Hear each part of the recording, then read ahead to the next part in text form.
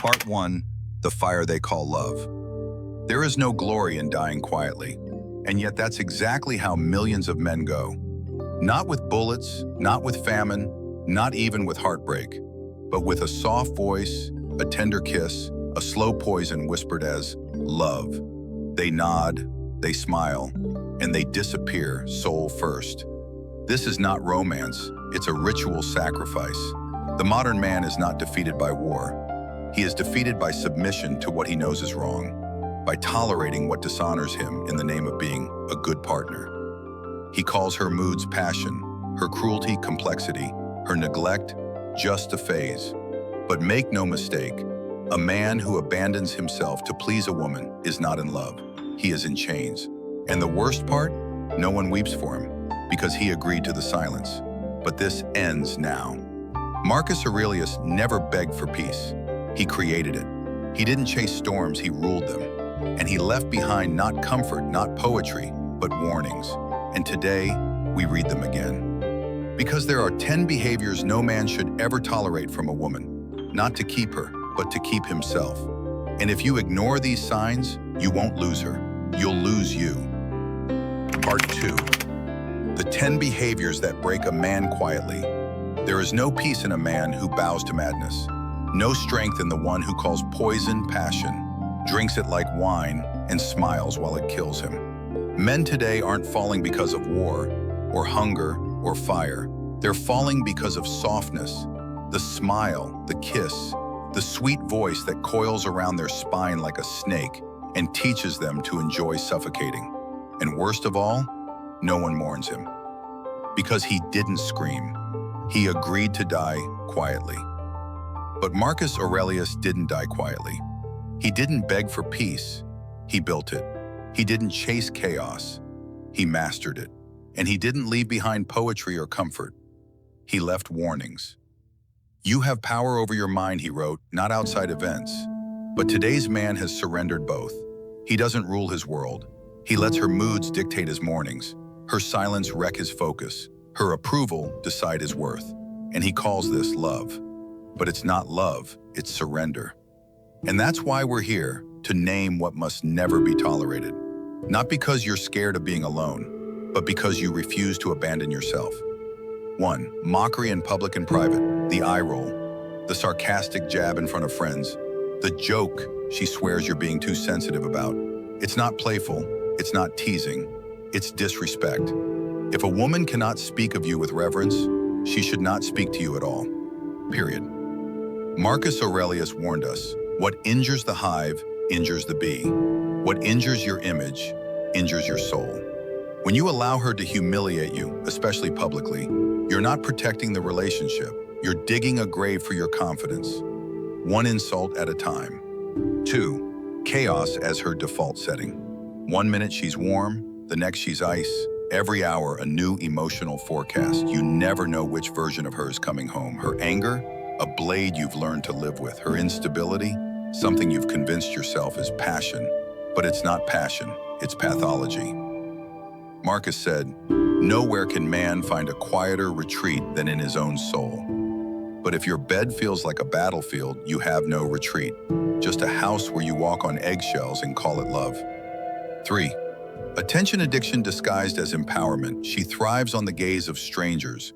She posts more skin than thought. She calls it confidence.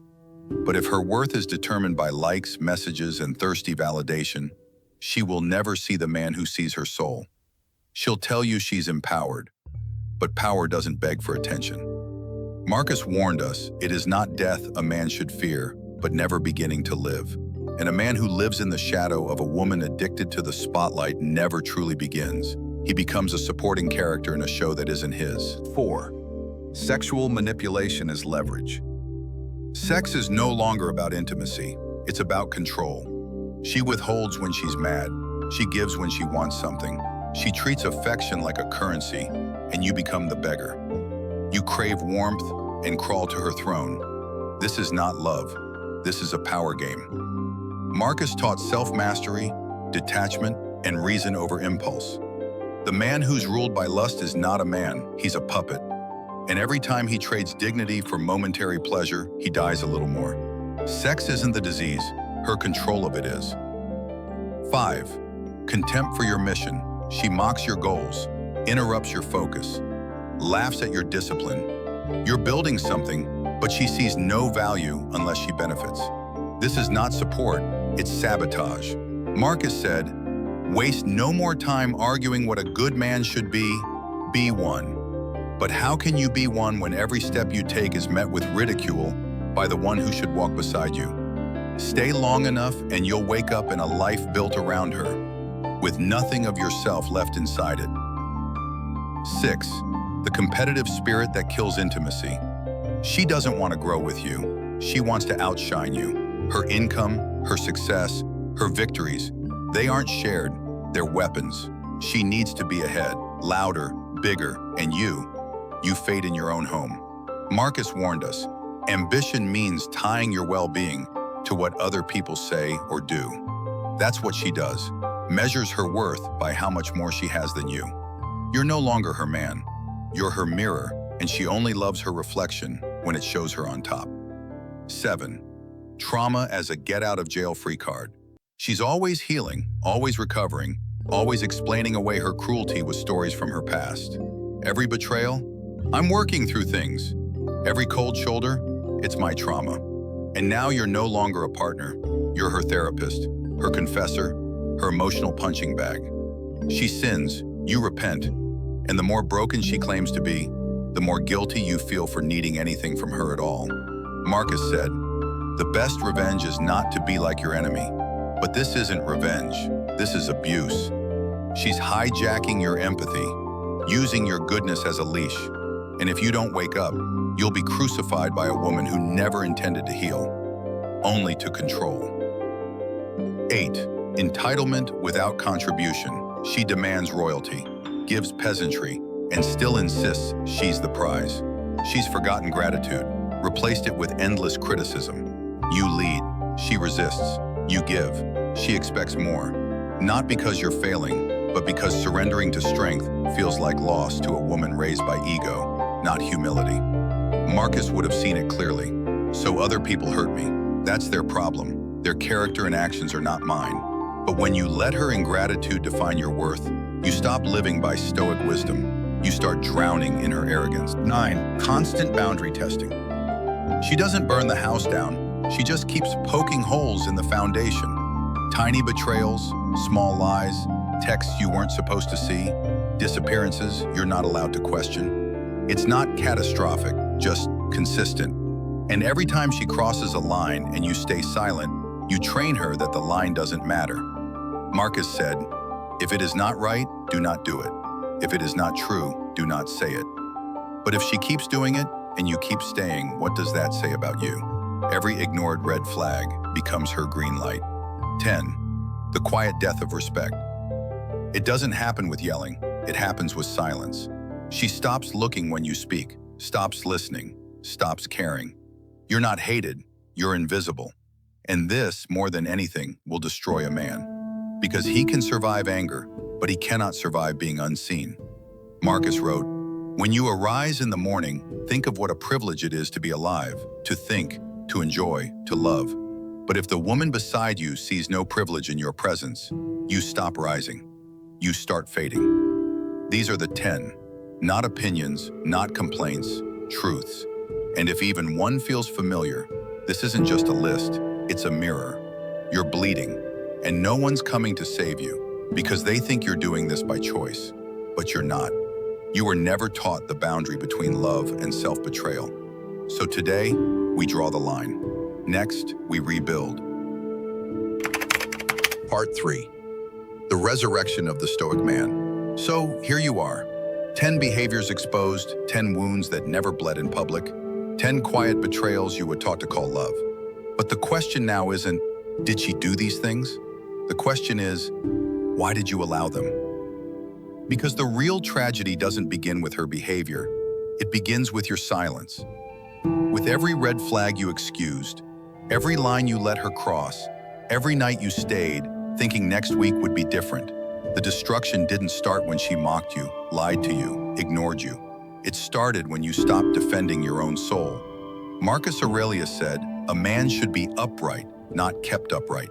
But that's where millions of men live today, not upright by nature, but held together by hope.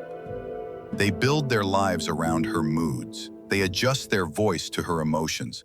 They abandon their dreams for her peace, and they call it compromise. But it's not compromise. It's fear. Fear of loss, fear of loneliness, fear of being called the bad guy. So they bend until they're not men anymore. They're shadows. But let's be clear, there is no strength in being the man who absorbs every wound and stays. That's not noble. That's not masculine. That's delusion dressed up as duty. Real strength is refusal. It's walking away with dignity, without needing to explain, without needing to scream. It's saying with your silence, I will not burn just because she's cold. But that kind of strength, it can't be faked. It can't be forced. It must be rebuilt. And that rebuilding begins in a place the modern world fears. Silence. Not the silence of weakness, the silence of awakening. It's the silence of a man who no longer chases, no longer explains, no longer negotiates with someone who profits from his pain. He stops trying to fix the storm. He leaves the storm behind. He doesn't announce it. He just vanishes from the battlefield. And from that stillness, power returns. Marcus Aurelius lived surrounded by betrayal, politics, death, and still he wrote, "Be like the cliff against which the waves continually break, but it stands firm and tames the fury of the water." That's the new man. Not louder, not crueler, just unshakable. He doesn't yell. He doesn't threaten. He doesn't beg. He acts. And when he acts, the game collapses. Because the woman who once used silence to control now finds his silence terrifying. The man who once crumbled at her tears now looks straight through them. The man who once apologized for needing peace now demands it, not with words, but by walking out and never returning. That's the man she never thought you'd become. Not because you're heartless, but because you're awake. Because she can no longer seduce a man who is conscious. This is the return of the Stoic. Not a man who suppresses his emotions, but a man who masters them. His mornings start with discipline. His focus is back. He reads more than he scrolls. He builds more than he complains. He retreats not to sulk, but to sharpen. And the world? The world will call him cold, because the world doesn't understand kingship. It doesn't understand what it takes to rebuild an empire after betrayal. But he understands it now, because the scars have faded. The temptations have dimmed. He no longer fantasizes about her return. He remembers the cost. He remembers the pain. He remembers touching rock bottom. And once a man rebuilds himself from ruin, he never trades that empire to sit again in anyone's audience. Marcus Aurelius asked one question that every man must write on his mirror. At dawn, when you have trouble getting out of bed, tell yourself, I have to go to work as a human being. That is the real work. Not begging, not pleasing, not analyzing someone else's emotions all day, but building, protecting, returning to the sacred fire of self-command that no woman, no matter how beautiful, is worth extinguishing. Because once you see clearly, there is no return to confusion. This is where wounds become weapons, where clarity becomes law, and where the man either reclaims his throne or stays lost in the fog of female validation. There is no in-between. This is the resurrection. And yes, it's lonely at first, because clarity isolates you. It puts space between you and the crowd, between you and the soft lies you once lived in. But it also frees you, because the moment you realize you don't need her apology, her understanding, her permission, you become dangerous. Not to women, not to the world, but to the system of manipulation that once fed on your confusion. Because clarity ruins the game. You no longer chase, you choose. You no longer explain your standards, you live by them. You no longer tolerate what drains you, even if it comes dressed in memory, nostalgia, or love. Marcus Aurelius never begged for approval. He ruled. And he wrote, "The happiness of your life depends upon the quality of your thoughts." So now you guard your thoughts like a warrior. No woman lives rent-free in your mind. No memory controls your future. No pain distorts your mission. You finally understand. Not all love is good. Some women are architects of chaos, not by accident, but by design. And tolerating their behavior isn't noble, it's masochism. And yes, the world may call you bitter, closed off, unemotional. Let them. They don't have to bleed in silence every night, but you did, and not anymore. Now, you live by the code of the Stoic. Not numb, but sovereign. Not hateful, but alert. Not reactive, but awake. And if a woman enters your life again, she will feel the weight of your presence. She will see the boundaries, not as walls, but as monuments to a man who refused to break. This is not a man you play with. This is a man you honor or leave, because he honors himself. And that is the law now. That is the gospel. That is the kingdom rebuilt.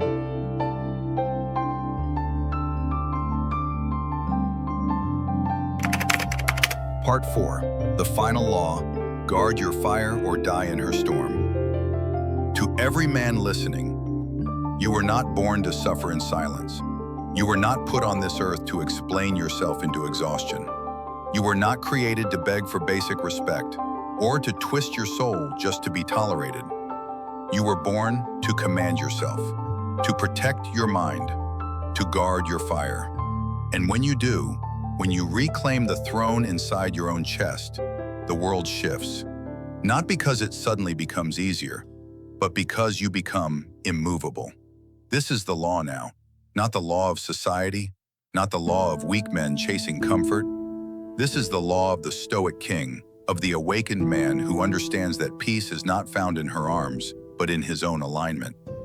And once you rise to this truth, you can never go back, because you've seen the cost of ignoring it, the cost of tolerating chaos dressed as charm, of mistaking pain for love, of handing over your crown in exchange for a kiss that poisons slowly.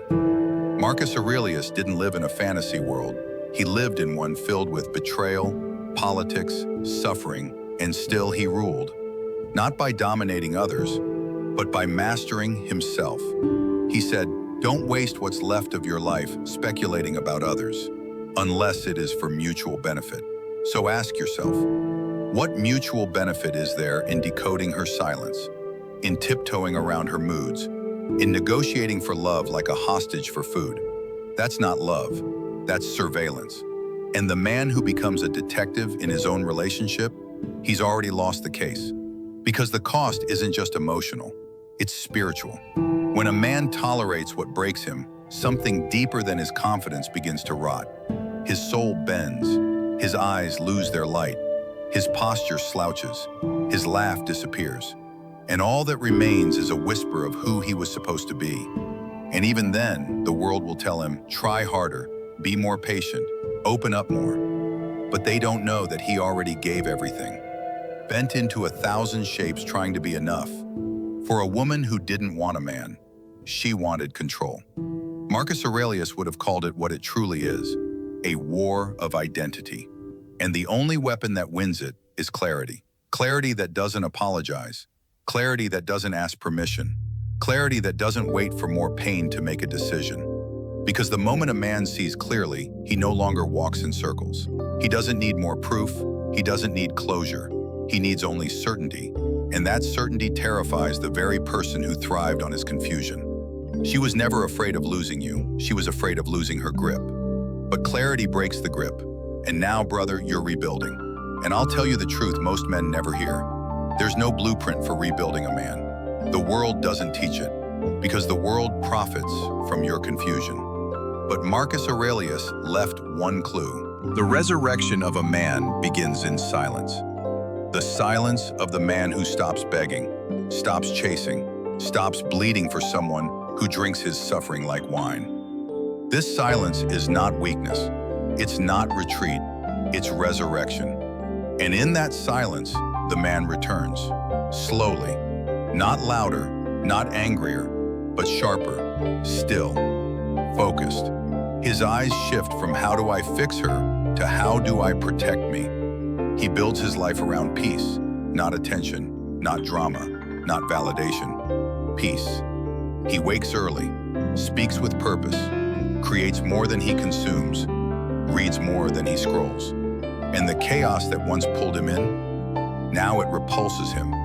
Because once a man has touched the bottom, once he's been emptied by love's illusion and rebuilt himself from ruin, he never sells that empire to sit in another woman's audience again, because he's tasted sovereignty.